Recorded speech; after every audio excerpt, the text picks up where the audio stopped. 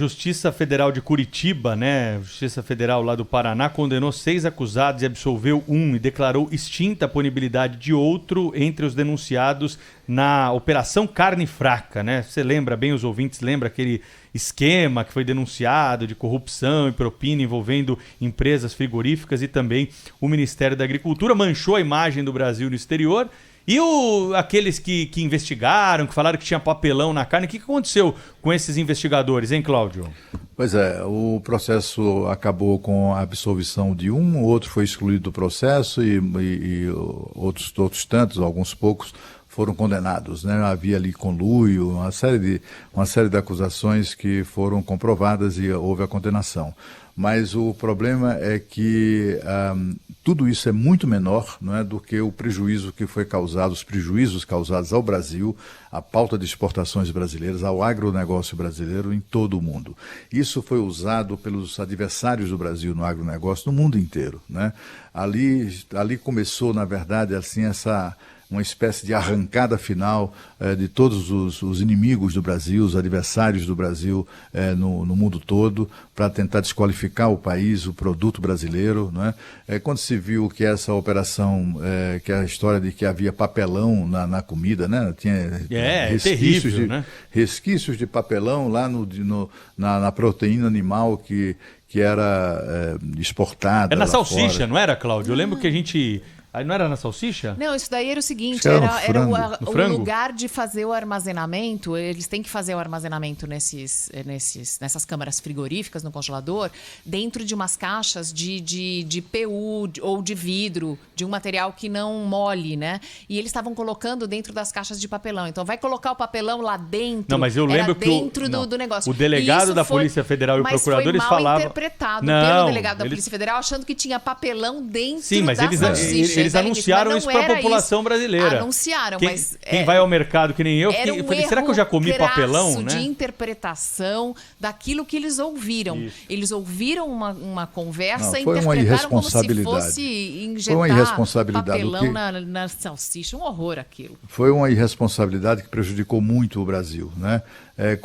Quando essa coisa não se sustentou, porque a qualidade do produto brasileiro é inquestionável lá fora, o Brasil tem sido imbatível, né, o agronegócio brasileiro, pela qualidade dos produtos e pelo custo, pelo preço. Então o Brasil ganha os mercados, né?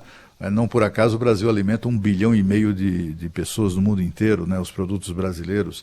E os concorrentes brasileiros ficam enlouquecidos, né, qualquer coisa contra o Brasil eles potencializam, né? Muito do que se fala contra o Brasil lá fora, seja contra o Bolsonaro, seja a questão da Amazônia, qualquer coisa, né, é super potencializado porque são concorrentes, são países, né, que dependem do seu próprio agronegócio, mas são países pequenos que não têm condição de enfrentar as potencialidades do agronegócio brasileiro. São concorrentes que se sentem prejudicados. Você imagina, o produtor lá embora forte localmente, né, o produtor de proteína da Alemanha, da Noruega, da França e tal, eles financiam qualquer coisa que desmoraliza o Brasil, qualquer coisa, né? A bola da vez ao Pantanal, então vão lá e botam grana e sabe, estimulam aquilo ali nos veículos de comunicação, nas redes sociais, tudo para desmoralizar o produto brasileiro. Não por acaso o Brasil tem sofrido esse tipo de ameaça permanentemente, né?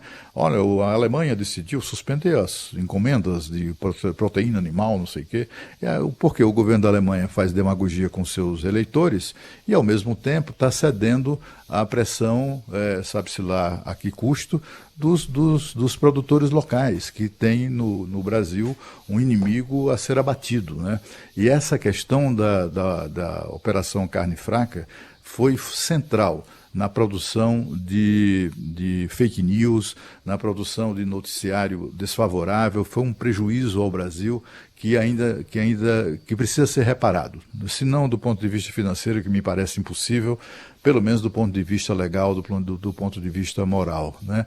A gente não assiste no Brasil esse tipo de rebordosa contra atitudes irresponsáveis, né? A gente viu o que é que se fez contra o Brasil na questão da Amazônia. sobretudo em 2019.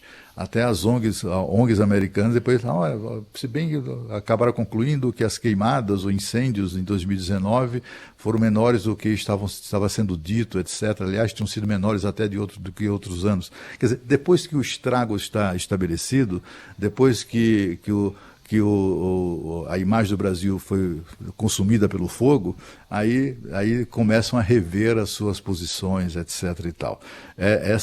Esse tipo de coisa, contra esse tipo de coisa que o Brasil precisa estar atento, né? Hoje, com o mundo globalizado, com as comunicações instantâneas da internet, né, das redes sociais, é preciso ter uma atenção permanente em qualquer coisa. Quer dizer, até lá, a pessoa que desconfia da história do papelão, desconfia da partícula de coronavírus num produto, não sei o quê.